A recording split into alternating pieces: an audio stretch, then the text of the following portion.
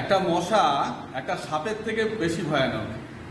যে রোগটার নাম সম্বন্ধে আজকে আলোচনা করব, রোগটির নাম ডেঙ্গু বা ব্রেক বোন ফিভার।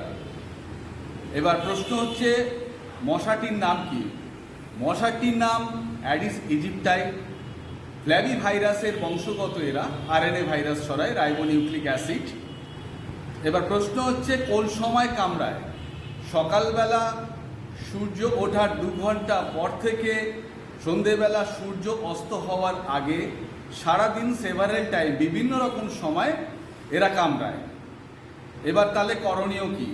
করণীয় হচ্ছে অ্যাওয়ারনেস। আমাদের ছাদে যেখানে খালি টব আছে, পাত্র আছে, বা জমা জায়গায় জল জমে আছে, বিভিন্ন দিকে জল জমে আছে, বা অনেক দিনের জল জমে আছে, সেই জলের মধ্যে এই মশার লার্ভা থেকে মশার সৃষ্টি হয়, মশার জন্ম হয়।